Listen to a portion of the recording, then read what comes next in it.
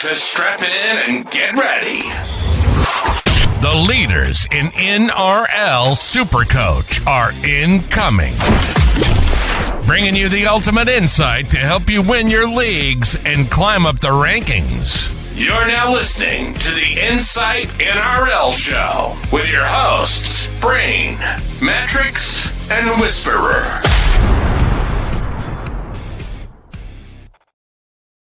If only you could see what's going on in the background when that intro runs. Welcome back to the Insight NRL Show. It's episode 4 of the preseason. We're halfway through the team previews. We've got another 4 coming your way today. I'm your host, the SC Brain, and as always, the SC Mattrix and the SC Whisperer are with me, boys. How are we, Matty? How you going, mate?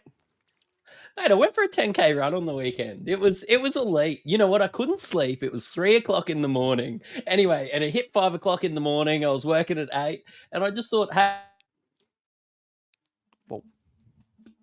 Yeah, good internet connection. Anyway, Josh, how are you, mate?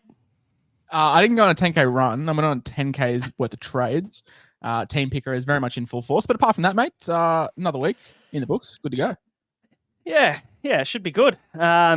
We've got a fair bit to get through, so we'll crack on. But guys, the show's brought to you by the Standard Squeeze, Bonus Bank, and Ryan from Astute Newstead. Remember to hit like, hit subscribe, and of course, if you want to get involved in the conversation, what's happening in the back at Insight Fantasy Sports, you can jump in the Discord as well. So all those links for the sponsors and also the Discord invitation are in the description below. We're going to wait for Matty. Oh, he's going to come back eventually, so we're going to push on. He'll be all right. His internet connection will sort itself out. On today's show, guys, we're going to go through the preview for the next 4 teams on the schedule. Josh, you can be Mattrix for now. We've got the Knights, the Warriors, the Cowboys, and the Eels on the slate. Plenty to talk about in this one, Josh. Yeah, plenty of teams full of guns, plenty of teams full of very viable Supercoach options, and a couple of teams that will have some bounce back factor or some players that we may be holding on to emotionally with too much heartstrings. So we'll dissect that. There's a bit of news that's happened over the week as well. But apart from that, really, really keen to dissect a few of these players. Yeah, there's a fair bit going on, isn't there? So, mate, but there is a bit of latest news, so we'll rip into that first of all. It's time for some news from around the league. Couldn't help myself. Had to do it. You are not getting paid enough for these stingers, my friend. I know. Guys, Jesse Arthurs, he went down to training recently. What looked like an ankle injury. I think initially it scared the shit out of me. I took him out of my team straight away, but all reports are that he should be ready to go for the season, Josh, apparently. Yeah, it's one of those things where he's going to be tracking well for round 1. Your favorite, things to say. I don't think it's good. An outside back, I'm not too stressed about. If we see him line up at center, line up on the wing for round 1 or even trials, I'm still going to pick him. It's not like a middle forward who maybe hindered with a hamstring injury. Good of you to join us again, Matty. Thanks for coming back, mate. You're welcome. The brother-in-law must have been overloading the internet on porn, so I'm back. So shout out to Josh as well. Guys, Payne Haas also minor hamstring injury, nothing serious. It seems like he's okay, but he's sitting out of training. But all reports are he's all good to go, so we can move through that one. But Ronald Volkman, bit of back and forth going with this one, hasn't there? I don't know who to feel sorry for, or I don't know who's at fault in this situation, Matty. Is it St. George's fault? Is it Volkman's agent? Is it the Warriors? Well, how do we take this? Well, there wasn't a lot of transparency by the sounds of it from anyone. You wonder whether Warriors maybe weren't interested in him because of how injured he was. You wonder whether, Volkman's agent didn't disclose an injury because he wanted to get signed. It sounded like St. George obviously didn't know of the issue. And it's not just 10 in the bin. He's been sent packing. Which is a shame, isn't it, Josh? I mean, how do you see this situation? Yeah, it's a weird one. I put a poll up on my X/Twitter the other day, who was at fault, and everyone seemed to have the blame placed on everyone. I don't know. I'm not in the inside, but it feels like Volkman wanted an out, and if the Warriors knew what was happening, they're going to be like, "Sure, buddy, go." But the Dragons obviously should have done their due diligence and did a medical. I think the same thing happened with CSC with Takiaho at the Bulldogs a couple of months ago. They were keen, then he failed the medical. So I think everyone's at fault, unfortunately, for Volkman. It is. It's a shame. Hopefully he comes back better than ever. I think he's got to go for shoulder surgery now, which probably rules him out for, I think from what I saw on NRL Physio, it rules him out for 6 to 9 months with the surgery that he needs. So all the best for him. The left edge second row position, guys, is up for grabs. Sean Bloor training the house down. But Joe Chan and obviously Jack Howarth are in the conversation as well. So Sean Bloor, we're Tigers fans, Josh. How do you see this one? I've seen you put a tweet up saying it could be Sean Bloor season. Could be Sean Bloor season, but I think I said a week ago that I'm not holding my breath because we want to see him on the park. But you expect it to a shootout between him and Trent Liero. Some people are saying that Liero should hold the spot, but he didn't do anything to impress us last year. So could definitely be Sean Bloor season, but you do have that concern in the back of your mind about the fitness and him staying on the park. Yeah, that's right. It's definitely a wait and see. We've got a couple of months to have a look, so plenty of time. This last one's pretty interesting, Matty. There's a change in the NRL rules in 2024. It's the first rule change, and I'm not a fan. It's no longer going to be a penalty when kickoffs go out on the full or don't go 10 metres. Same with dropouts. Instead, it's going to be to play the ball 10 metres in from touch and 10 metres from where the kick was taken. How do you feel about that, first of all? And there's going to be some loopholes, surely. Well, why the fuck wouldn't you do it now? Like, obviously the NRL like it. They like that there's a bit more attack there. Look, you're going to have a crack. It's in 6 tackles. It's probably just as easy to score from, 30 or 40 out as it is 10 out. I think that, honestly, I expect from the start of the season that 90% of dropouts will be short. There you go. Do you agree, Josh? Yeah, I think so. It's also far greater for Supercoach as well because we no longer have the automatic penalty taken right in front. We've now got a scrum where set plays will be happening. So for a Supercoach standpoint, fantastic. For the NRL standpoint, it's just going to be like a bit of a crapshoot, rugby dropouts with the lifting and the contested balls and stuff in that sense. But for Supercoach, it's great. Yeah, I mean, correct me if I'm wrong here, but teams are surely just going to boot the ball out on the full on purpose if they want to, back their defensive line off a kickoff from a set start as well. Like Josh just mentioned, you don't get that set up from a scrum, which is obviously advantageous. So yeah, I'm not a fan of it. I don't know what the logic was. I'd love to know. What the logic was behind making that change. But boys, let's jump into the first team. Hey, we'll talk about the Newcastle Knights to get things started. They've got a decent draw to start. So they've got a couple of tough matchups in Melbourne and New Zealand in round 3 and 4. But aside from that, they've got some pretty juicy matchups. They've got the Raiders and the Cowboys to kick off the season. And then they've got a nice little run of Dragons, Roosters, Bulldogs, Dolphins in the middle there. So, pretty handy little start, Matty. We've got a fair few to talk about here, but why don't you kick us through the buyers and the new arrivals? Yeah, did you know I used to be a Knights fan when I was a kid? Got a little signed Andrew Johns jersey. Yeah, just wandered down at the first game at Suncorp, met Tamana Tahu, Michael Hagan, and Andrew Johns. But yeah, no, used to love them. So yeah, look, the buys are in round 12, 16, and 21. The new arrivals, there's plenty of them. There's Jed Cartwright, Jack Cogger, Tom Jenkins, Kai Pearce-Paul from Wigan, and Will Price from Huddersfield. And the outs are New Brown, Adam Clune, and Lachlan Fitzgibbon. They're all going overseas. Actually, so is Lockie Miller. Bailey Hodgson to the Eagles, Oren Keeley to the Dolphins, Kurt Mann to the Doggies, Simi Sasaga to the Raiders, and of course, Dom Young to the Roosters. And Josh, there's there's ones that stand out in the outs here for me. Lachlan Fitzgibbon and Dom Young are going to open up some spots here in this team, right? There's a couple of positions up to grabs. Yeah, that left edge swinging off KP is going to be unreal. We know how good Fitzgibbon was. What was it, 2-3 years ago? He was just hitting holes for fun. I think they've got a brilliant line runner coming over as well, so we'll see if he gets the spot. But obviously Dom Young, you expect Tom Jenkins to fill the slot. He did a very serviceable job for Penrith when he was required, so I expect that one sewn up. But that left edge spot, we'll have a chat about it today, but I think it's going to be between 2 blokes. Yep. We'll talk about that soon. Injuries. Christian Mapapalangi has a shoulder injury, but he'll be good for preseason from all reports. And your boy Kai Pearce-Paul, who I know you've got a bit of a man crush on. He's got a toe injury at the moment. The only word that I can find here is selection available in the early rounds. So he might not be ready for round 1, but he should be ready come like round 4 or 5. Is that what we've heard, Josh? Yeah, some mixed reports. He had surgery in November. and the Knights weren't happy with the surgery, but there's been some mixed reports. There was some floating around this week that he's tracking well, your favorite term for round one. But yeah, all the talk has been early rounds, which I do worry for from a Supercoach point, because if you have the other option has started well, you expect Pierce Paul to just come off the bench for 30 minutes or so and ease into it, which could be good for Supercoach if he eventually does get the spot. But you've seen the pic of the Knights boys in the gym. He's looking pretty juiced to the gills, isn't he? He's looking big. So much so that I think he might have kicked off the little thirst trap thread that we've got going on in the Discord server, where everyone's just throwing in all of these preseason hype players with their shirts off. So hey, I'm all for that. Got to appreciate it, right, Matty? Yeah. I just need more Val Holmes. Well, I'm sure we'll see some of that. Hopefully not at the casino.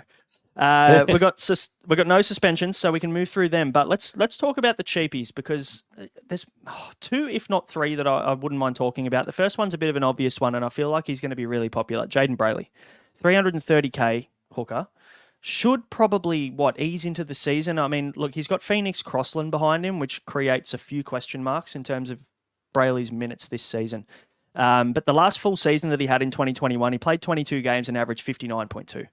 The concern for Brailey is that there's potential that maybe the injuries are going to start to creep up on him. Maybe his body's going to start to let him down. He's only played 15 games across 3 seasons.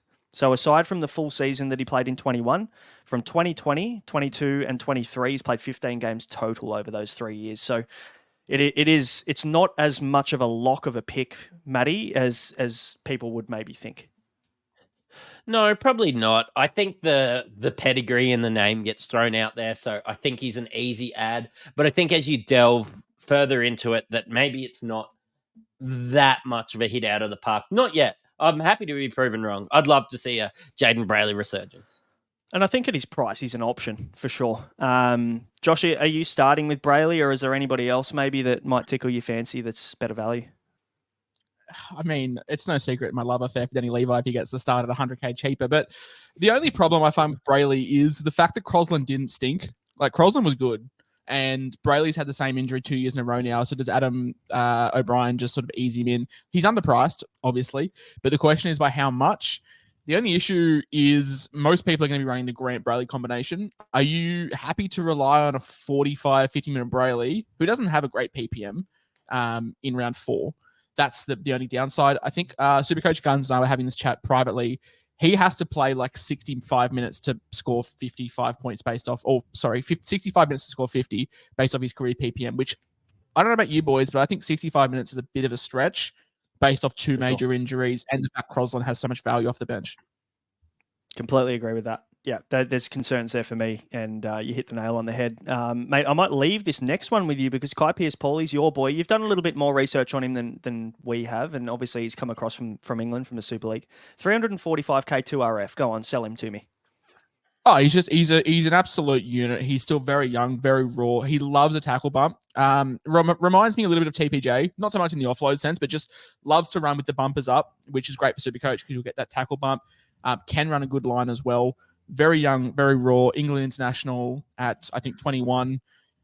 Yeah, there's a lot to like about him. 345k, you want to see him line up in trial too. I'm not confident to pick him even if he is named in round 1. I want to see just the minutes under his legs in trials week 2. But, 345k, if he does start, just chuck him in the mix with another, with the 55 names that we have that are already there. And if you do love to use photos as your metric, then source out the photo of him, Bradman Best, Adam Elliott, and I can't remember who the middle person was, but they are all looking shredded, and Pearce-Paul does it for me. And he's got about half a foot on everybody else in that photo as well. He's a tall boy. Kid. He is. I mean, look, that's a watch. That's a wait and see, I guess. And that left edge is there for the taking for a few players. And the next guy, I mean, he's in the conversation. I don't know whether he gets it, but Jed Cartwright, 238k, centre wing 2RF dual. Nice dual to have. I mean, if he finds himself on the left edge in round 1, fuck me, he's straight in my team. Matty, what are your thoughts? Any luck there? Yeah, and I think that there's a chance that he is week 1. My concern is he's not still there week 5 or 6. I think at this point in Jed Cartwright's career, we know what we get. And it's serviceable. it's great if there's an injury. And look, maybe if he's named there week 1, I do end up adding him and make a 100K in 6 weeks. But I just think with some of the talent that these guys have added, I just can't see him being there week 6, week 7 at the end of the year. There's another guy. Well, I won't talk about him now, but there's another guy that is probably the front runner for me to take that left edge spot. We'll talk about him soon. Let's talk about the fallers. This one's a bit of a no-brainer. I think we can probably push on because there's not many people adding in Phoenix Crossland to start the season. 470k, 5'8" hooker duel. No one gives a shit about his duel because they're not picking him. 470k is about 200k overpriced for the role that he probably has, unless Brayley goes down injured again for the 4th time in 5 seasons or whatever. Don't get me wrong, he was great last year and he played a really good role. I think you said he was really serviceable in an earlier pod when we mentioned him, Matty, but way overpriced to start the season. So I'm not going to even throw to you guys because I'm pretty sure we're on the same page with this one. But the next one, I have Tom Jenkins as a bit of a faller. Josh, you're nodding your head. Do you agree that he takes a step back? Yeah, I mean, he's priced at 600k. The Knights were great in attack, and he was a beneficiary of that. But it's just hard to back someone so young, so young into the NRL career, just to recapture that form. And it's a big hole that he's going to have to take up with it when it comes to replacing Dom Young, who is a much different profile of footy player. So it'll be interesting to see how he works. But you couldn't pay me 602k. You couldn't give me an extra 602k in my team budget to pick him. So I'm going to let this one go through to the keeper. Yeah, the 600k mark is just crazy for, and don't get me wrong, like if he was on the left wing, maybe I'd look at it because we know how biased KP is to going right to left. Greg Marjou's always in the game down there on that left edge. So, but right wing seems to get a little neglected. We've got to remember Dom Young is a serious talent, so him leaving does open up the spot, but maybe it means they go right less often. Do you agree, Matty, on Tom Jenkins? Yeah, I think, again, serviceable is the term I would use. He definitely isn't as exciting as a Dom Young, but I think it's really good for your Marjous and your bests and in unders and overs. I'm going to ask you fellas about the guys on the left edge. Like it.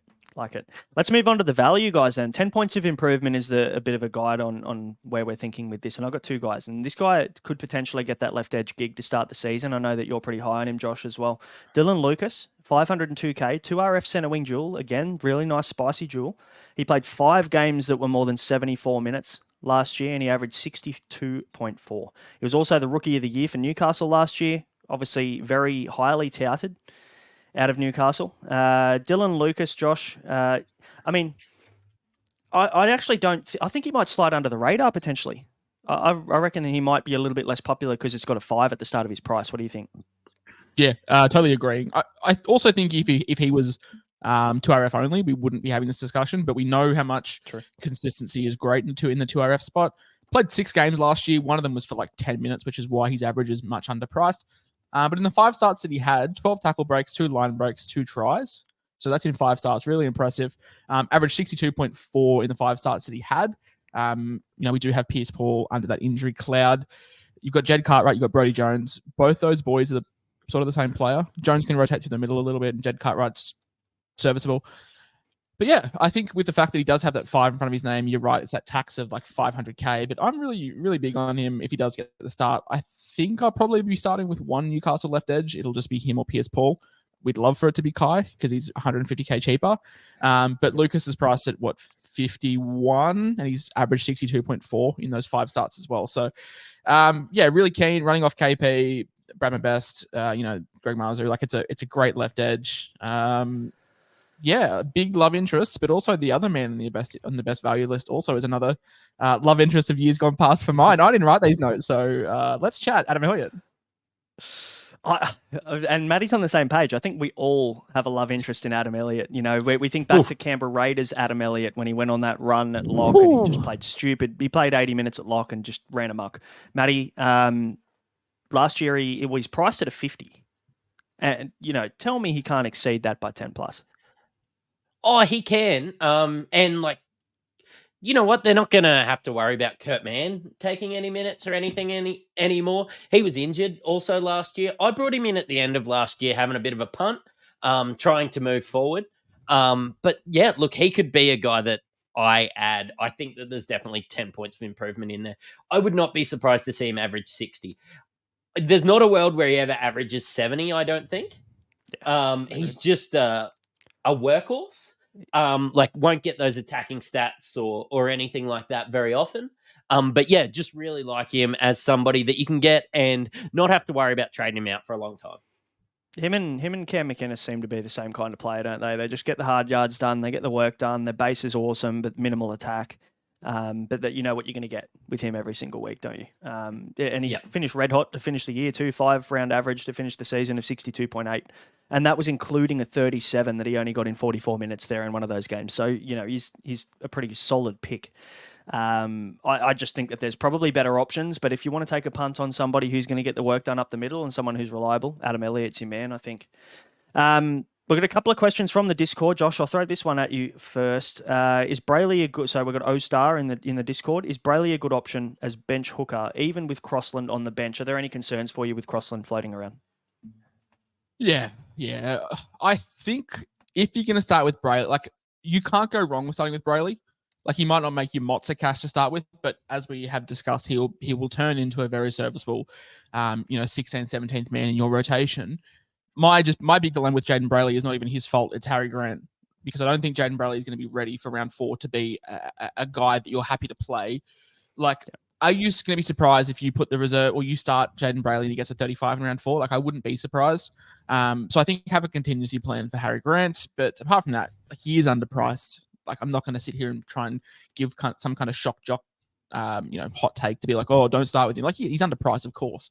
But we need the minutes. I'm just worried about the minutes in the first, say, 6 weeks of the season. Yeah, and that's a good point you bring up. We haven't really mentioned that yet, but obviously, for everybody picking Harry Grant to start the season, and when he's on the bye, you've got to rely on your bench hooker. So if you're comfortable doing that with Brayley, you think you'll get your 50 plus, then great. But like we said earlier, there's a risk he doesn't. Matty, I'll throw this one at you from Brant. Is Ponga a must start? Now, we haven't spoken about Kalen Ponga aside from the fact that he loves going left and he loves tearing up edge defenses. Do you have to have him in your team? Yeah, I think we do. And appreciate Brent, this starts the first question of overs and unders. And the overs and unders is Kalen Ponga 84.5 for the whole season.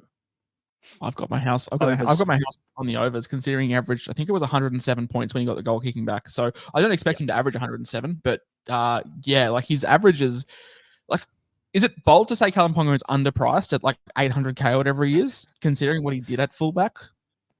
I was thinking that's what I wanted to hear. Does he keep the goal kicking, or does Jackson Hastings take it back? I think he did a decent job. We're not having this debate, are we? Like, come on, this isn't a chat, surely.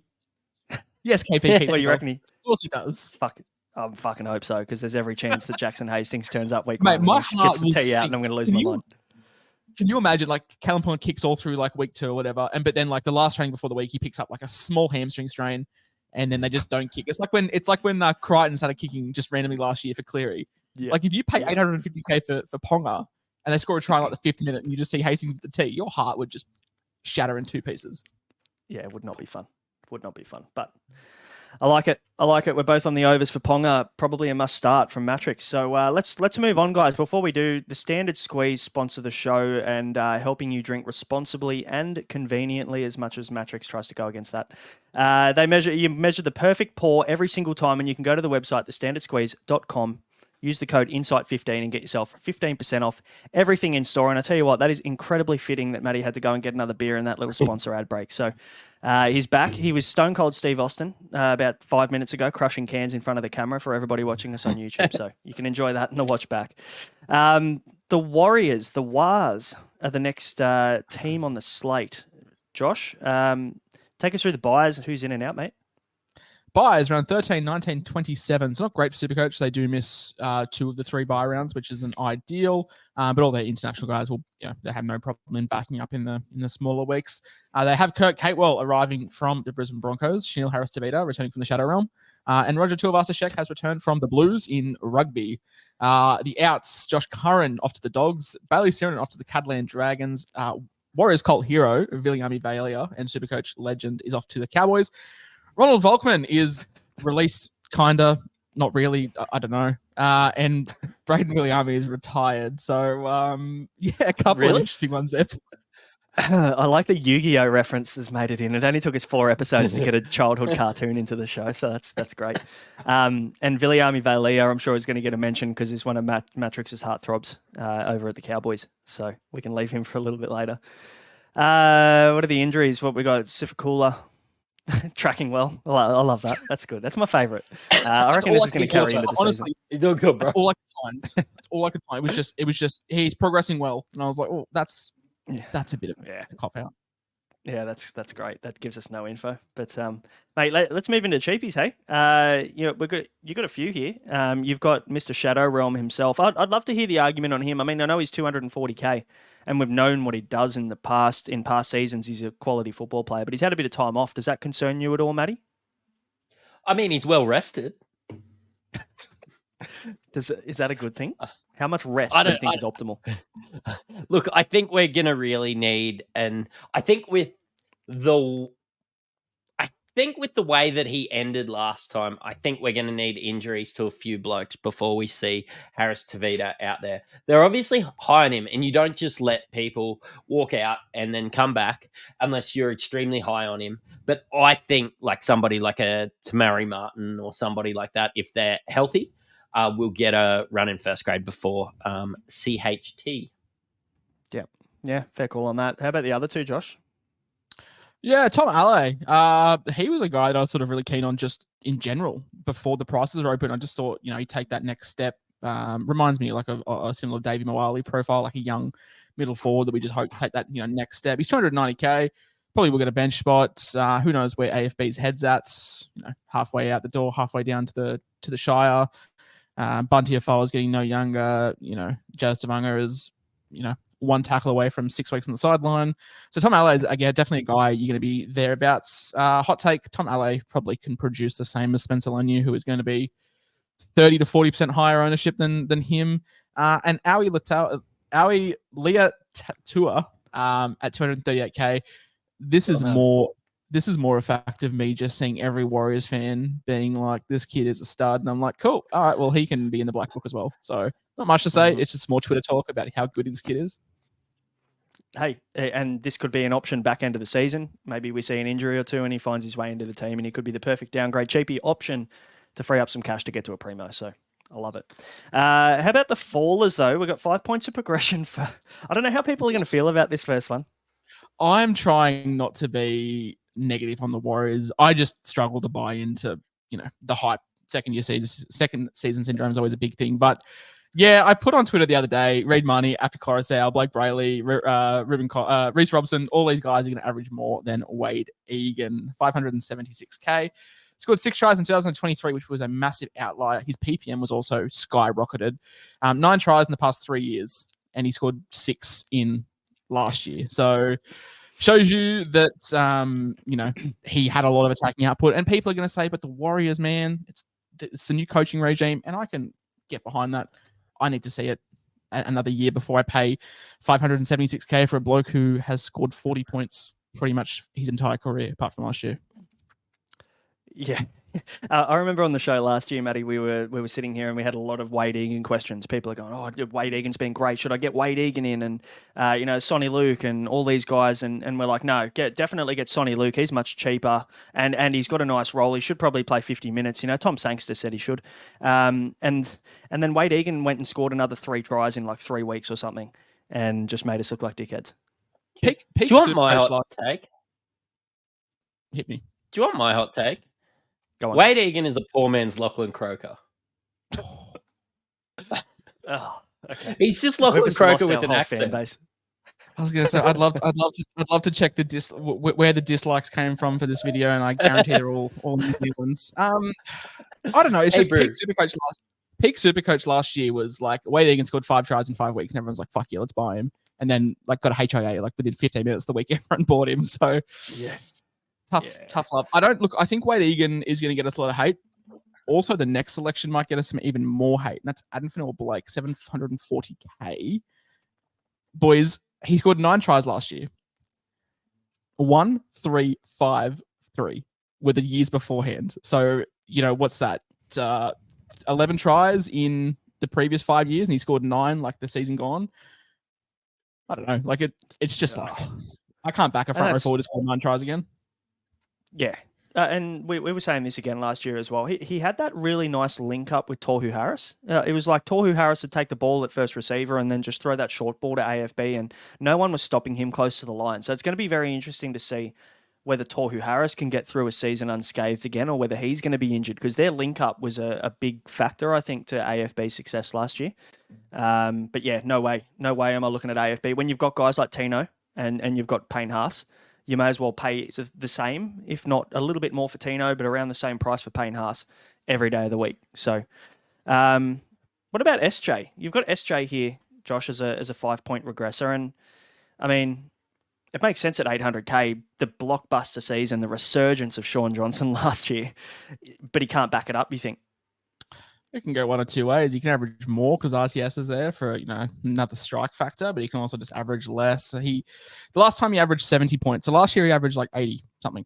The last time he averaged 70, so this is 10 points less, was now 6 years ago. A long time. I just can't trust Lightning to strike twice.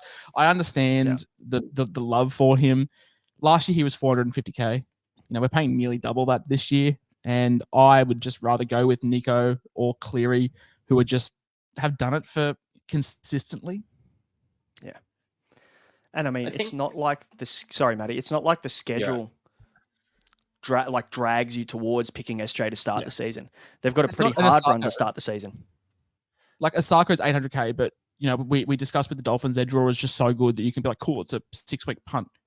Whereas the Warriors, it's just like nothing exciting about that draw. Mattrix, what were you going to add? I think if you're going to go Adam Fanua-Blake or Sean Johnson, either you have a really strong accent brew or you're trying to outthink the room. Like, there's no reason not to pick Tino or Payne Haas over Fanua-Blake. There's absolutely no reason not to. If you're spending 800k, you're just going to spend it on Nico or even Cleary. I just think like at some of the earlier prices they were last year, they were really good gets last year. But this year, you need to wait for them to go into a bit of a slump and hope they resurge, or they're just draft players. And that's all these guys are going to be. I feel like where back in the day when it was the Robbie Farah, Cameron Smith hooker show, and you just needed them two, and you didn't need to worry about any other hooker. They were irrelevant. I feel like that's where we're at now. We're in that era of the Nico Hines and Nathan Cleary halfback show. And for the next 10 years, you just lock and load one of those guys or maybe both of them for the rest of the season. And it makes guys like SJ, DCE afterthoughts, Josh. How much do you think AFB is going to average? Because I want to put something to you. 67. Cool. I think Max King could average 62. He's 200k cheaper. 5 points. Yeah. There you go. And that's the big fallers versus the, big gainers, I guess, or the best value options, because you pick up a guy that's going to be within 5 points, but he saves you up 200 or 300k to be able to go up to someone else. Like that's a massive play that could get you a fair way ahead to start the season too. He is the third best front row forward option. Like I'll happily admit that, but the distance between him and 2 is night and day. It's huge. Yeah, I'm with you on that. Matty, these last two, we kind of toyed with them. One of them was a staple in your team last year. Another was a very good pod pick from a few people at the back end of the season that took off. We've got DWZ, 719k, centre wing only. And then we've got Chance Nickel Klukstad at 682k, fullback only. Doesn't have the dual anymore this season. Both tipped to be regressors somewhat. Do you agree? Look, CNK will forever be my 2023 heartthrob. But look, we've had to break up this year. I'm going to find somebody else that I get at 400k and take me to the promised land of like 9,000th. But Dallin Wateni Zalesniak, like, I just don't see the upside. Like, in a perfect scenario, he meets his average. Surely at the start of the year, everybody else is going to be looking for somebody that's going to do what Dallin can do, but for 600k, for 500k. And I love Dallin. He's great. They were both great. But yeah, not this year. And agree, that right wing was humming with CNK and SJ, but I think with Dallin Watene Zalesny. Sometimes may be good, sometimes may be shit. And the reality, unfortunately, is that he can be rocks or diamonds, and that's pretty much all he's going to get you. He'll get you a 9 or he'll get you a 90 or 140. There's no in between. Minimal base. He's tough to go with. Josh, you wrote both of these down. We obviously solely agree with you. Anything else to add? Yeah, I just want to make an interesting point on DWZ. Had a 30-point upside last year. So his 2022 to 2023 average was 30 points. And we've only seen this jump from wingers and it not be a trap on one occasion that I can think of, which is Ruben Garrick. Now, Garrick has a lot to go for him. He has probably the game's best fullback. I will still say that, the game's best fullback, feeding him the ball and also goal kicking in a very potent attacking side. And also playing a lot of fullback as well. Like Garrick's scores are always inflated because Turbo goes down. As for Chance, I don't think it's a huge drop. Like, we're not saying that he's going to go back and average 40, but I just think RTS playing that sort of Manu role just sees CNK getting sort of fewer touches. We're not saying he's going to average 35, but maybe like mid 50s, which is still like a huge price drop, but it's not like the end of the world for him. We're not saying he's going to turn to dust, but just from Supercoach, there's cheaper options. We don't love Jaden Campbell, but I think they can average similar for 150k less, and we can see what Pappenhausen does on his best day, who's the same price. Yeah, it's a really good point. What I would love to see from CNK is with this little tough run to start the season, their first 6 rounds are pretty tricky. We see him drop a fair bit of cash. He comes back down into those early 500 mark, and then he's ripe for the picking round 7 against St. George, and then round 8 against the Titans. So could be a nice little play there. But yeah, no, I completely agree. On the best value, it's been hard to find any, Josh. Any big improvers in this squad? Just because of how well they went last year, isn't it? Like, everyone's fantastic. Everyone's like performed over expected last year. So now we're sort of sitting here going, well, there's not really any way they can get better. It's only worse, and or just flatten out and just be a better version of the Raiders for Supercoach, where everyone's just sort of priced at what they are. Yeah, that's fair enough. Would you say they overachieved in comparison to what we expected of them at the start of the season? They absolutely did, right, Matty? Like, it's pretty hard to kind of jump on any of these primos thinking they're going to be able to replicate what they did last year. Yeah, it is. Like, I think that was a massive outlier. They had a fantastic year. I expect them to be in the 8 again. And you know what? Maybe they improve and they become a top 2 team. I'm just still not sure, looking at this team, whether Roger Tuivasa-Sheck, and maybe I've got my my maroon tinted glasses on, but I still don't think it's enough to be better than the Panthers or the Broncos yet. So yeah, and I tend to agree. You got some over-unders for us, mate? Yeah, I do. I didn't put Roger Tuivasa-Sheck in, but Roger Tuivasa-Sheck over or under 56.5. That's a really tough number. I set this line, and I wasn't sure where to go with this, because if CNK goes down early, I'm smashing the overs, but it's at center. It's like, this is a Ruben Garrick situation. It's like, do we get half a season at fullback, half a season in the centers, where his average is going to be sort of all over the place? I'm probably going to take the overs, but not by much. I think I'm with Matty. I think I'm going to take unders. I think there might be an adjustment period back in the game. I know he's obviously going to have a full preseason. That's fine. But center is just one of those positions where, like, how often did the Warriors use their centers that much last year? I mean, Rocco Berry. I was going to say, how often do the Warriors have Roger Tuivasa-Sheck, though? Like, Rocco Berry and him designing in the same sentence. So it's just like, do you tailor your game? Well, this is the thing that Andrew Webster has to really look at. Like, what worked last year was not using your centers. Do we break that and be like, all right, here you play like basically a second lock, just do whatever you want, RTS, and we change how we played. So very interesting to watch, I think. Yeah, good call. Boys, I'll ask this next one because maybe Matty's a little bit, he's got his maroon tinted glasses on for this next one. I think Kurt Capewell coming across to the Warriors, probably playing left edge, 55 over under. Well, we got thumbs down from Josh. Well, that's what. No, I'm gonna go unders. Yeah, I think he averaged 51 last year. I can't see it being that big of an improvement. He's only getting older. And when we think about, I mean, Luke Metcalf probably starts 5'8" if he's fit and healthy. But I mean, the difference between Luke Metcalf and Ezra Mam, Mam had a absolute cracker of a season and probably unlocked or should have unlocked Capewell to the best of his abilities last year and still only averaged 51. So, yeah, I tend to agree. Mitchie Barnett, though, is an interesting one. Probably lines up in the front row to start the season, you'd think? 60 is the over-under set. Big ups. Yeah, and I just think he's not that bad price. Like, he's not best value. He's not 10 points of improvement. But yeah, I think that he can score over 60 at 600k. He's a guy that I'm probably not going to start with. But if you send me your team, I see Mitch Barnett there, I'm not going to be like, well, he has to go. I think he is in a very similar situation to Max King. Just like, there's no one else. There's him and AFB, and that's about it. Like, that's it. And he was really good last year. He made that transition from edge to the middle, and he was really, really good. Yeah, can't argue with that. I mean, he was value. Yeah, I agree. Remember goal kicking Mitch Barnett of the Newcastle Knights? Fuck, what a time! Oh, I'm punching my desk. I will never forget. I bought Newcastle season tickets just to go watch him play because he was in my Supercoach team. I'm like, I got nothing else to do when the Knights play. I'll go watch. And I had him, and it was just the best. He averaged like 75.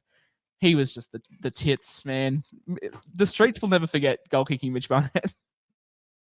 No, what a man. It's like Andrew Johns on a skateboard down the street and Mitch Barnett goal kicking. They're the Newcastle's highlight, to be honest. Can I ask one question here? If for whatever reason Tamari Martin starts at 5'8" over Luke Metcalf, full preseason, healthy, 360k, is he somebody that you look at? No. I just because you can get the same output for 150k less with the cheapies, or you can just pay up for, I don't know, Jaden Campbell, I guess. Sure. I don't know. Yeah, I wouldn't go there. No, I agree with that. Guys, before we move on, we're going to talk about the Cowboys next. But before we do, we'll shout out Ryan from Astute Newstead. The show is brought to you by Ryan. And with interest rates booming across the country, I'm sure you've wondered whether your rates are too high. You've probably wondered as well whether you can afford that next home. So you don't have to wonder anymore. You can contact Ryan, who offers confidential lending assistance, absolutely no obligations attached. It won't cost you a thing if you mention us when you get in contact with him. It's what's his Instagram tag? He changed it on me, and it's ruined me 2 episodes in a row. It screwed me for the BBL as well. Anyway, just email the bloke. Yeah, it's Hamo's Home Mortgage. Is it? Are you sure? Anyway, whatever it is. He's got fantastic Instagram stories. I'll give him the drum.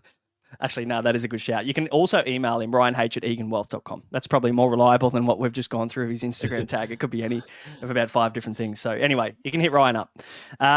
Cowboys, fellas. Matty, you did these notes. You did a bit of a deep dive on the Cowboys, and it's fair to say you came out a little bit disappointed.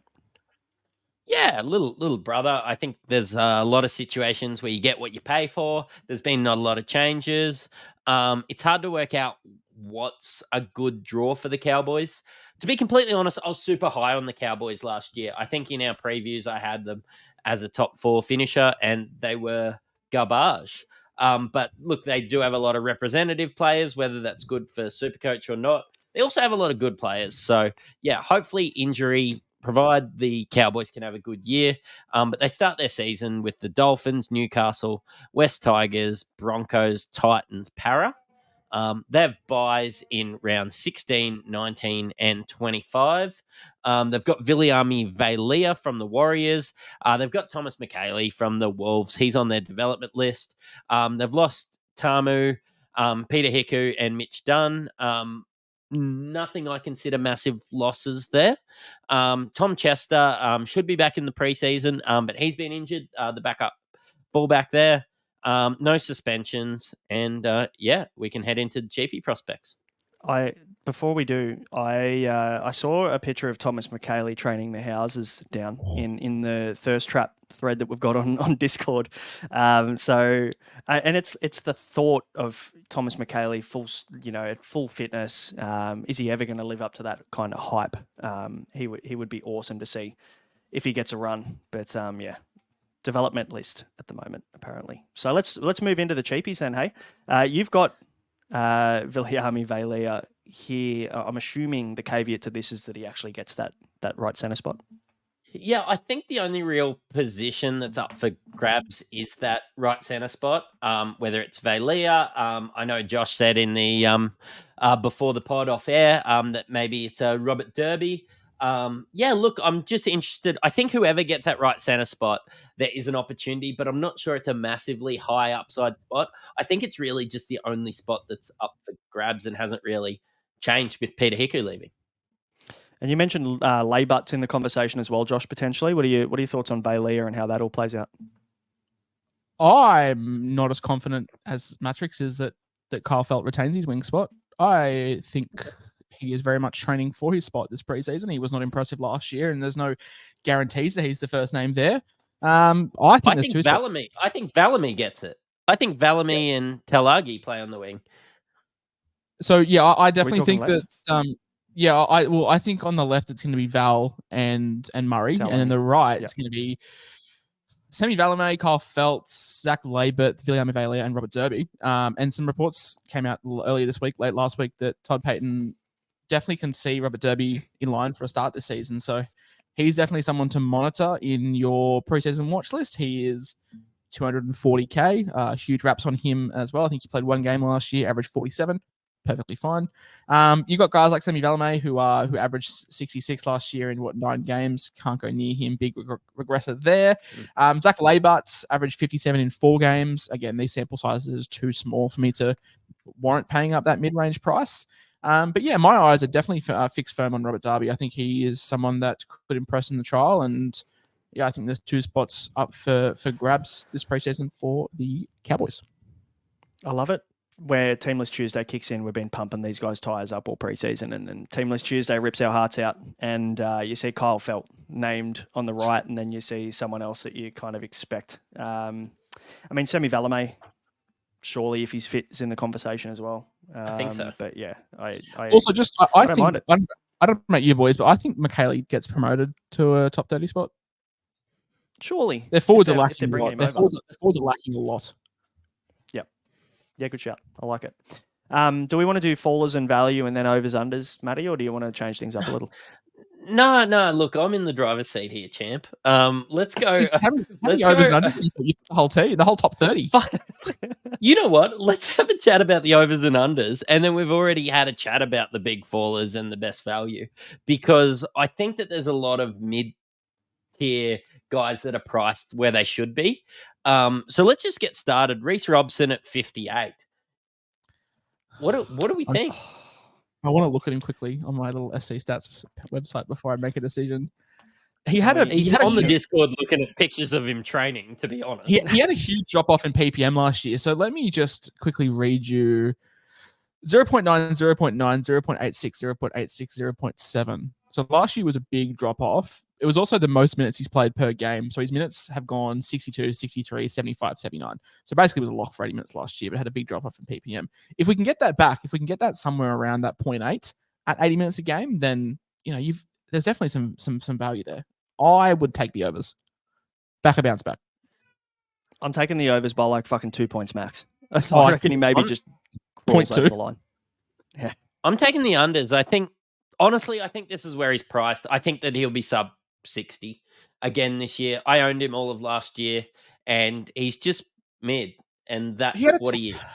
He had a 10-point drop-off last year, though, boys. 2022, averaged 64, averaged 55 last year. Weird. Yeah, it's like a middle ground price, isn't it? They've kind of gone, we got it wrong last year and the year before, so let's just go right in the middle of what he's done those 2 years. Mattrix kid's not happy with the Reece Robson shout. No, it's mine. It's my kid. It's not. He's very angry tonight. Yeah. That's Josh's kid. He just doesn't want to talk about it. Let's go Drinky at 80. Look, was fantastic last year. I'm just worried, as somebody that had him the year before, that we will never see this version of Drinkwater again. Wasn't a good preseason for me to take my anti-Drinkwater stance last year, was it, boys? Fuck, he was so good, and you couldn't have gone worse for you. Really good. Not great.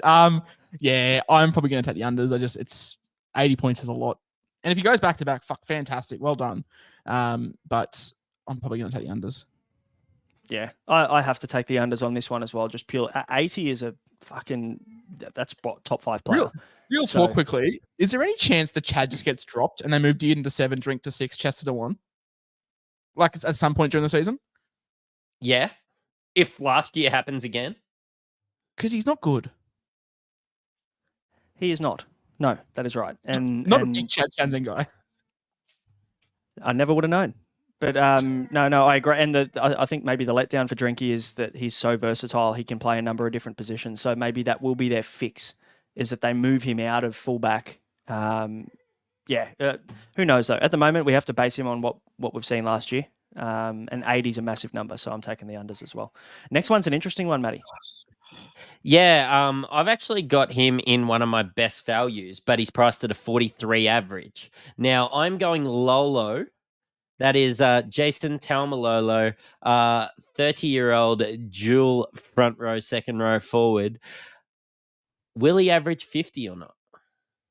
It breaks my heart because look at his 5 season average: 78, 72, 55, 58, 45. It's just like it's like my stock portfolio, just pure nosediving, and it's so sad to see. Average minutes a game: 64, 61, 59, 55, 49. That's down too. PPM's down. Total games per year. Only played 16 games last year. It's sad. It sucks. The concern for me is that we haven't really seen too much change in their forward pack either. So we can naturally maybe assume that there's going to be a lot of the same minutes and same rotation happening there. You've got Cohen Hess and Ruben Cotter. Hylam Lukey's in the conversation. Jeremiah Nanai's still there. Luciano Leilua, they'll probably line up on the edges. Griffin Neem off the bench probably. He'll play lock, but he'll play like a prop and he'll play 37 minutes and Todd Payton will just cuck us all. Literally, I was about to say, the last time Jason Taumalolo played above 55 minutes was round 5 last year. Hasn't played above 55 minutes since round 5.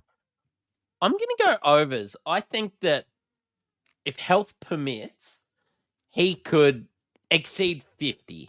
I'm not saying that's a massive outlier. He's only priced at a 43, but I think he could. Yeah, okay. The huge stat for me, 2020, percentage of games over 60 points, 88%. So just a lock for 60 points. 2023, 13%. That's like 75% drop. I'm just looking for some sort of diamond in the rough at front row forward. And I just really want it to be JT. I just don't think it can. Mate. Could you imagine? Could you imagine like round 1, he just looks, unreal, plays like 55 minutes. Like that would be the best. Like so much content to talk about, but it's so sad to see the downfall of Jason Taumalolo. I get it. He's on a long contract. You want to make sure that you get some life out of that. But for Supercoach, just playing for 80 minutes. And I can guarantee you he will play 55 minutes in the first round and everyone will get him round 2 and then he'll go back to playing 36 off the bench. What about the last 4, mate? You've got, some pretty big names here, some Origin players. How do you think they're going to go? Yeah, so my favourite draft pick, along with Hudson Young every year, is Jeremiah Nanai. Do we think that he could score over 60 this year? I know he's a try-scoring threat every time. I've seen him score a hat-trick in front of me at Suncorp. Breaks my heart, but really enjoy watching him on the stage there. But do we think that he could have a season over 60? Definitely could finish the season over 60. I wouldn't back him to start over 60. I'll never forget the day that he scored 3 tries at 80-minute forward and didn't score 100 points. Yep. Let's look at the start of the season last year very quickly. Up until round 9, before he had that injury, he was averaging 46.7. And this is 80 minutes in most games as well. And then from round 14 through to the end of the season, where he ended up basically having that kind of on and off start, stop, injury, not injury kind of part. I don't know what the average is, but I'll tell you, he went 82, 84, 106, 68, and then finished with a 36 and a 40. But he was averaging 60.6 on the season with 2 games to go. So he definitely is capable of that. It's just more a matter of how many tries he's going to score. And those 3 big scores that he scored tries in every single one of them. So if you want to see him get 60 plus, he's going to need to score a try. And how good are the Cowboys actually going to be this year, Josh? That's the question. I made a joke, what was it, end of 2022. It may have been untasteful, may not been. But I said Jeremiah Nanai signed the bag. I'd love to see his performance next year. and it wasn't great from a footy standpoint. There were flashes, but maybe that new contract money's dried up and he's backfiring because Nanai at his best is lethal. Like he's probably one of the best attacking edges in the comp, up there with probably Fafita and Angus Crichton at his best. So for the Cowboys to be firing, you want him there, and it's no surprise. And Hudson Young. It's no surprise to see that 2022 the Cowboys were great and he was firing, and then last year it wasn't so great for the Cowboys, and he was missing for half the year. So I do want him to get back to his best. I think maybe for the first 10 weeks we might be unders, but he might finish the season at overs. Let's bash through these last three so we can move on. Dearden, Val Holmes, Taulagi. You've got lines on all three of them. I want to get your opinion, Matty, on these. Dearden at 60. Yep. Above. Unders, overs. I just see a lot of people adding him in their teams at 592k, which is a 58 average. Do we really see him averaging above 60? Like, I'm not sure I do. I'm under 60. I'm going to say unders. I don't know, only because how often we saw a little stretch of good football from him, and then he obviously played Origin. It'd be good for him. He needs to take that next step, though, for the Cows, I think, this year, Josh. I'm going to take overs. He had 58 in 2022, 58 last year. Fun fact, he actually averaged 81 minutes a game last year. So he did the Wilt Chamberlain of averaging more points than more minutes than possible. So I'm going to take the overs. I was actually keen on him. I think he's probably the second best option to pick at 5/8. I'm not saying he's the second best scorer, but in terms of value for money, I think he's probably second behind Dillbag. So I'm going to take the overs. Why would you pick him over Ezra Mam? He's just better, isn't he? For Supercoach. Cool. Not NRL. Six or 8 points better? 5 points, I'd say. That's my argument. Yeah. I just think with Ezra's the better footy player, but Ezra also has to compete with Adam Reynolds, who loves to touch the ball, and Reece Walsh, who needs his hands on it, whereas Dearden's competing with Chad Townsend. So, yeah. And Drinkwater. An 80 average. Chad Townsend. But, like, seriously, I just think... there was this debate on social media the other day, actually, in one of the Facebook pages. Someone, had the debate about Dearden and Mam, and we can all agree Mam's the better footy player, like natural footy player. But I just think the product of the teams that Dearden's probably going to get more touches and more points. Yep. Yeah, fair enough. Val Holmes, 70. That's,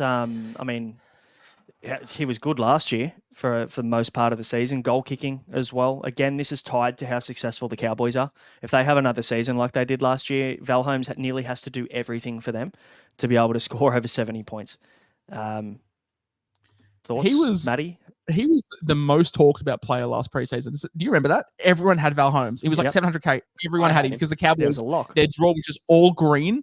He then proceeded to go 63, 47, 67, 69. And everyone was making it like that was the worst. Everyone was like, oh, he's so bad.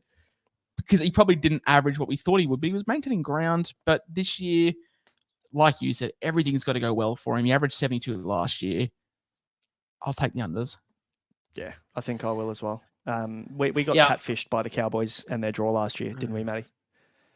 Yeah, I'll go the unders for New York Jets running back Val Holmes because if I'd probably take him over 6 on sleeper in my NFL fantasy team, but yeah, what a reference under 70 in Supercoach. What a reference! Yeah. One of the great. But Taulagi, 57. He's only priced at a 52 or something, I think. I've seen him in a couple teams, just probably one of the bigger names that floats around that 500k. I'm not sure he's a Supercoach talent. I was flirting with getting him last year. Very, very fucking close, man. I nearly got him. Exactly what I did. Yeah, exactly what I was going to say. I was keen last year as well, and I got trapped. I didn't, but I was trapped as well. Yeah, but my concern, and I am the unders as well with you, Matty. My concern is that they love that short ball to Val Holmes. You see how Dearden and Holmes connected last year. I feel like Taulagi is going to be the one. And my kid obviously either agrees or doesn't agree with me. I'm unsure. But I feel like they don't use him anywhere near enough to be relevant in Supercoach. So, yep. Big fallers, we talked Scott Drinkwater. We can move on from that. We talk Val. We both think unders. Value propositions here. Taumalolo, pretty much the only one at this point. Taumalolo. Are there any other love, Josh, for any of the Cowboys to improve? There's a big asterisk on Taumalolo, isn't there? Major. I was struggling, man. I turned this into an unders and overs segment rather than giving somebody because I actually don't think Val will fall 5 points. I think he'll just be a 70 average bloke. And I think Lolo might go 5 points of improvement, but I don't really see him as 10 points of improvement. So. Yeah, fair enough. And we've got O-Star, a question here that leads into maybe the last over-under we'll do before we move on. Is Robson a good option to run as your starting hooker? You're not looking at Harry Grant or any of the other options. Is Robson someone that you'd look at, Josh? Yeah, I think so. I think I've made my case for him already. There is one other hooker, a very similar price, so I'm probably more keen on. But, Robson he is meat and potatoes, plays 80. I think he's going to have a bounce back. I would have him at around a 62. So if you're happy to forgo Grant with that round 4 bye, Robson's not going to score you 140 like Grant will, but he's also not going to put up a 35 pointer. Yeah, fair enough. I think Robson's a poor man's Jeremy Marshall-King. So, yeah, no. As somebody that owned Robson all of last year, like rounds 1 to 28, just like disappointed. I'm so far off him. I'll be drinking the Kool-Aid from a different water cooler. Could you say that he is just Reed Marnie without a headgear? Yeah, 100%. That's the best comparison I've heard this preseason. It must be like that's first name R, like Reese and Reed, maybe one syllable, maybe something about those guys that R stands for just really mid. Yeah. Reed does, unfortunately. And I'll tell you who and Reese Midson. Oh, jeez. Guys, well, we're going to move on to the Eels, but before we do, I'll tell you who isn't mid. Bonus Bank. They're Australia's #1 matched betting site, so you can go to bonusbank.com.au. You can use the code INSIGHT to get 25% off your first month of their premium subscription. So they help you, obviously, use matched bets and matched deposits and different promos and stuff across different bookies to be able to make some money, and a bit of risk-free money there as well. So they've got plenty of tutorials on the website. You can go and use them at bonusbank.com.au. Use the code INSIGHT. Now, boys, the Eels are pretty talked about because there are a lot of relevant Supercoach options here. They've got the buys in 9, 16, and 20. So only one of the major buys there. So their Origin players probably get hit, but I mean it's not like there's a ton of them. So it could be a relatively nice little draw for the Eels. We've got Sifa Talakai's son Morgan Harper. He's landed it at Parramatta, and we've also got Kalma Tuolangi from the Sea Eagles as well. So it seems like there's a little bit of a sell-off there with those two boys. I said maybe on an earlier podcast. I really think of some of the great edges that Parramatta have had. Nathan Hindmarsh, Isaiah Papali'i. Just you can put Kalma Tuolangi right in there already, can't you? Please. I nearly didn't even fucking mention him.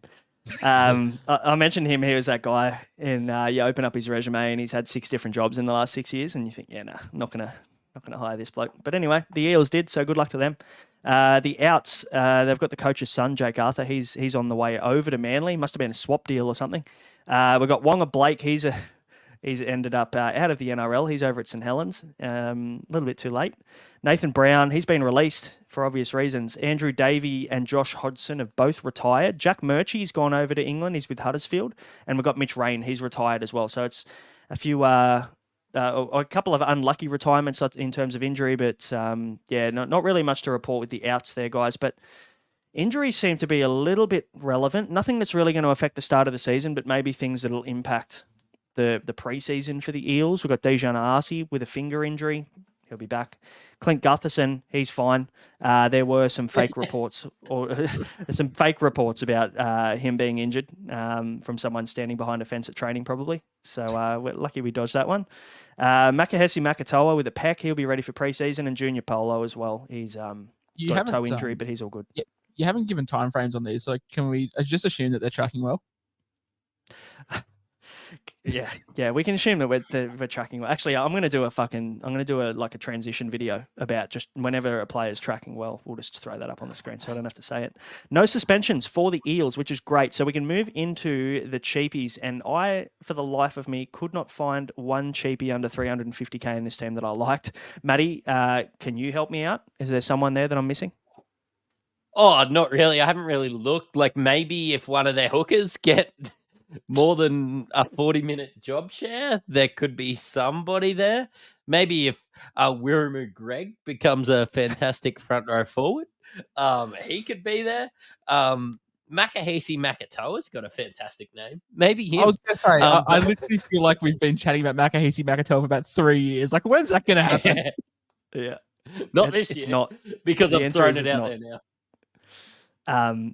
It's just going to be hard to break into this starting 13, I guess, as a big man. So, yeah, I think that the Brendan Hands was the one that initially kind of excited me a little bit because he has the potential to protect. He could play 60 minutes, and maybe that ends up being enough.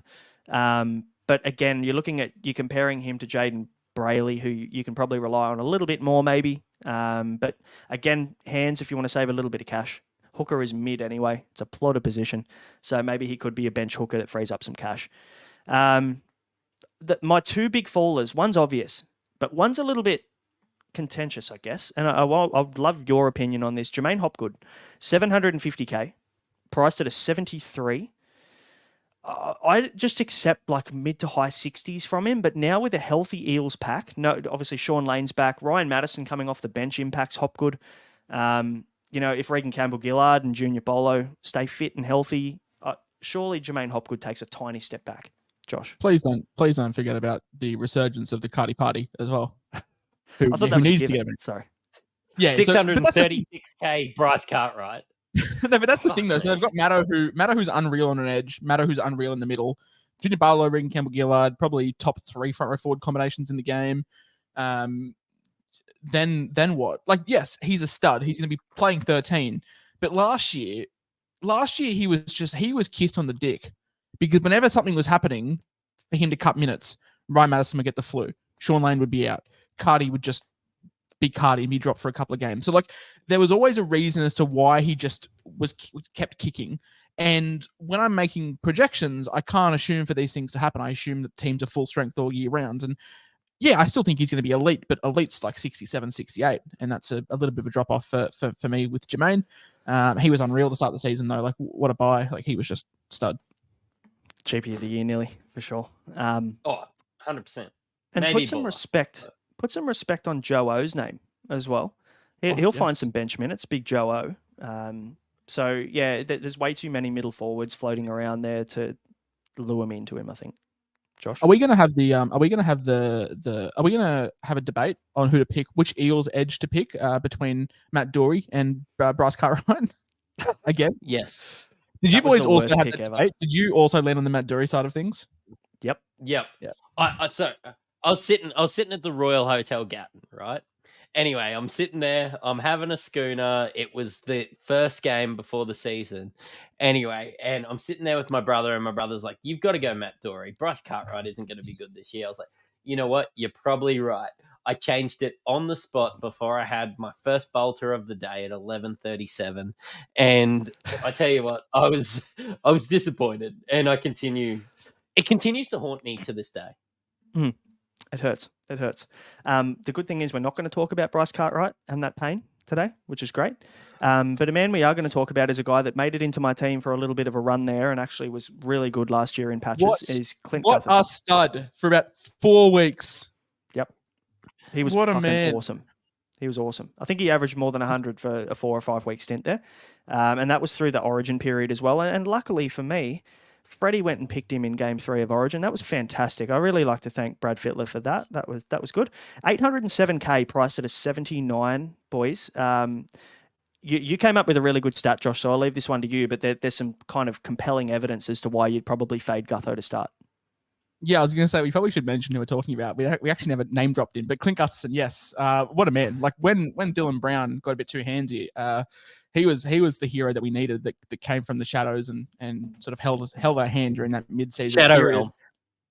Yeah, he came from the Shadow Realm, and we thought he was going to be that Origin savior, and then Freddie just did Freddie things and fucked it for everyone. But Gutho, 807K, priced at a 79, which was just quietly half a point less than Reece Walsh, who everyone says was, amazing. Just wanted to put that out there. But I guess the caveat with that is Dylan Brown's back. He's not banished. He's not facing the courts. So we said he's averaged a 79. priced at a 79. Averaged with Dylan Brown 70.4. Averaged without Dylan Brown 103.3. As a look, boys, I didn't pass math too well in high school, but 103 is a lot bigger than 70. It's I passed math. That's 33. Divide the two. Yeah. Carry the number. Square root, etc., etc. But yeah, I think we can all assume that it's a big number compared to with Dylan Brown. Yeah. It's and I must admit when Team Picker first opened, I looked at him and I'm like, ooh, Eels draw. They've got the Bulldogs round 1. Got a hard game against Penrith round 2, but then they've got a really nice run. They've got Manly, Tigers, Raiders, Cowboys, Dolphins. Like there's one tough game in the first 7 for them. So I was definitely looking at him, but then you look at the price of Pappenhausen. You're going to pick, even with Pappy having a tough draw, I'd probably still pick him over Gutho. But then now we've both got Turbo and Ponga in our teams, and that's probably the way that it's going to stay for me. So I don't want to be tempted by any other fullbacks. If I'm going to give my analysis, it's with Dillbags out of the team. He doesn't go out as much. So the first game's in Canterbury. So, good night clubs there. Panthers, there's a couple there. Manly, we love going out in Manly. That's fantastic. West Tigers, you know what? Yeah.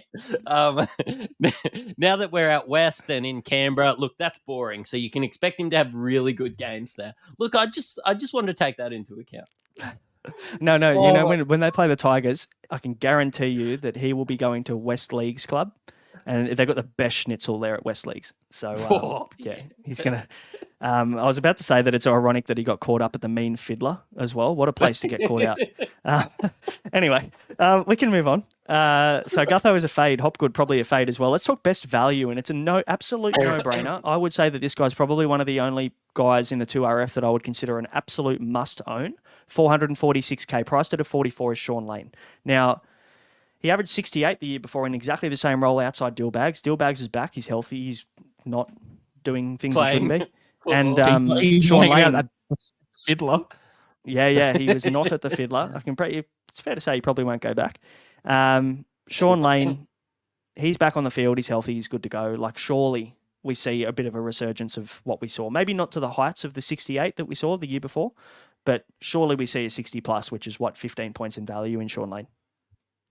Yeah, I mean, no brain. Like, what downside is there? If everything goes belly up, what's the worst? He is what he's priced at. Sweet. We could just move on. Yeah, I mean, it's unreal. He's back full preseason, obviously tracking well, at a great price. Yeah, I don't expect the 68. But even if we get like 61, 60, it's like sweet, awesome. He's a good cash cow. And if worse comes to worse, and you have, you're right. No, I was just saying, like, worse comes to worse. I mean, you have an injury every second week, and you can never trade him out at his max price. I can definitely see Sean Lane being your 6th 2RF come around 27 because he's just there. He's never let you down. Yeah.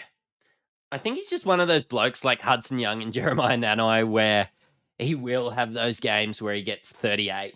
He will have those games where he gets 45, but he will have those games where he gets 80. He will have those games where he gets 90. And I love Sean Lane for that. He's like Hudson Young. As soon as he said Hudson Young the first time, I saw Josh's head just fucking drop. He isn't the most consistent player because even in his good year at 2022, he averaged 68.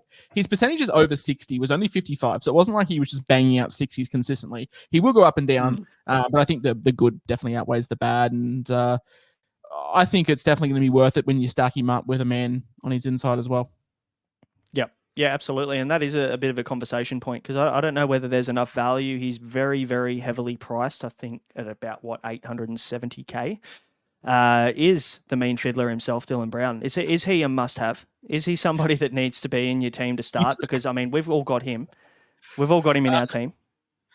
Do we have to have him?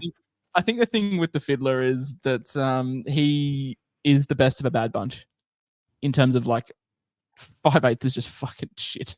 Like it's just shit. Unless you're going to go with like Jaden Campbell as your main 5'8", which, we made a point last week on him. Like, unless he is your main 5'8", like I'm not looking at Cody. I'm not looking at at Munster. I maybe look at Dearden, but that's really it. Until I can see more from Munster and the draw clears up, and Cody, we want him to be firing with Latrell. That's the main thing, and Latrell's not noted to be the greatest starter. The term must have means like there's just no downside, which there is downside with Dylan Brown. He's probably priced at value, so can only go worse. But if all the fiddling's done, then there's nothing else really to buy for him, in my opinion. Like there's just no one else. Yeah, I mean, look, he's solid as he's going to have the best base out of 5'8". I mean, he scored 2 scores under 50 all season last year, except for all of the zeros that he got in the middle of the season. He 87, 88, 81 in the final 3 rounds to finish the year against the Broncos, the Roosters, the Panthers. So, I mean, against good opposition, he's still putting up scores. He had 400s and 5 80-plus scores in 17 games last year. So, for me, he's just a lock and load. You just pay up in, like Josh said, a really shit position this year. And also, I think maybe the factor that kicks into this is that a lot of players have lost their 5'8" duel this year, Matty. Like, you can't just plug and play Ponga. We can't use Manu. There's so many guys that you could have put into 5'8" that you can't do this year. Look, when Supercoach legend Adam Dwayhe went out last year, I added Dylan Brown. And there was nobody hurt more than the propaganda that was thrown out from Dylan Brown at the mean fiddler. But I think once every game he plays, he hasn't disappointed me. So I think round 1, I'm going to... Josh has just lost his shit. Round 1, Dylan Brown's going to be added in my team. Look, he's not going to get picked for Origin. I'll tell you that for free. I'm going to own him possibly all season, set and forget. And I'm going to preface this by saying, as much as we joke around, by no way do we ever condone what he did, and he deserved all the time that he had off. But it's just the name of the place. Like that's the kicker. It's a killer, isn't it? Yeah, he set himself up to fail by doing things like that there. Boys, we've got a couple of questions on the Eels before we wrap things up. We've got a couple of questions from our boy O-Star, or the Bartlett fan club, he's known at in the BBL circles. Is Dylan Brown worth it? And with Lane coming back and the Eels draw, or do you save the cash and go to someone like Dearden? I feel like we've probably covered this one already. We're picking Dylan Brown. He's not worth it. Like I'm not paying $900K for a bloke to be worth it. I'm paying him just to be there. Like that's it. But everything else is just like we've said it already. Dearden's probably the next best, and then Campbell. Yep. Yeah, and look, to be honest, I'd just take a punt on Campbell before Dearden. If I'm completely honest, I'd just go for the upside. Can I quote Matty Garrett? Sometimes it's about stacks. And I think, like, if Dylan Brown's going well, then Sean Lane's going to go well. Like, where's his try assists? It could all happen there and on that left edge. So Matty Garrett talks a lot about stacks when it comes to NBA. It could be the Dylan Brown Lane stack, and it could be fantastic. It could be beautiful. So what you're saying basically is we should all be buying Mike Acevo? Hey, I've seen some 100%. Chat. Lock it in. I've seen some chat. Don't even joke about it. I've seen some chat about that. But in saying that though, like Matty makes a good point. A try with a line break's worth 27. A try with a line break from your man on the insides, it's like 45 points. So it's definitely worth considering. I like it. His second one, thoughts on Gutho as a bench fullback? I think that's a no, based on what we've thrown out already with him around with Dylan Brown back. Yep. And the last one from Brent. I'm getting a kind of vibe that maybe he's not a big fan of the head coach here. How long until Brad Arthur gets the flick, boys? I mean, if the Eels start, let's just say hypothetically, the Eels start poorly in a pretty soft draw to start the season. Is he on the chopping block? Or is he just going to be? I don't know. I reckon the Eels could go 0-24, and Brad Arthur would just get a contract extension. Like just how I feel. Yeah, I agree. Is Matty? Is Brent a Canberra fan? Because I think Ricky Stewart could get a run before Brad Arthur gets the flick. So, yeah, I thought you were going to bring up Canberra nightclubs again there for a second. You're going to ask Brent where the best nightclub is in Canberra. I'll try not to, but look, when Gutho's involved, I've heard Dillbags is just ordering Uber Eats when he's in Canberra. So, yeah, look, Gutho's asking. So we've lost 2 fan bases in this episode. We've lost all the Warriors fans, and we've also lost all the Canberra fans. So We're doing well, but we had some fun. You're welcome. Yeah, thanks to Mattrix for the loss of half of our fan base. Guys, that will bring us to the end of this episode. We've got one more episode to come. We're going to try and smash 5 teams out in the next one. 5 to go. Our beloved West Tigers are in this one, Josh. I'm really looking forward to it. I might even jersey up for that episode. So should be nice and fun. Guys, I have obviously, a before- I have a size. Josh. I have a juniors singlet that is about 7 sizes too small for me, so I could potentially wrap a midriff. If I like it. We put that behind a paywall, maybe. Yeah, no one's saying that for free. But no, I'm looking forward to it. 5 teams to go, and then we'll start diving into positions. And I think that's where things start to get a bit more serious, and we start to do a bit more of a deep dive on specific players and stuff. And I'm sure by then the actual Supercoach app would have opened. We're going to be able to see ownership percentage and a lot of other things that we can reference in those episodes. Yeah. I don't know about you boys, but I'm getting a million questions about the Supercoach app. Normally around Australia Day, 25th, 26th, 27th, there or thereabouts for you guys that don't have gold. Jump in, start making your teams. That's when ownerships become available too. And we might do a bit of a live or a bit of a reaction when the app opens to some ownerships, because we had this chat last week about Pappy and some players being overpriced, undervalued. So we'll. I think the ownerships are going to be definitely key, and a few guys I'm keen to see what the public's opinion is. Yeah, absolutely. We'll be able to see if we're right on Pappy or not.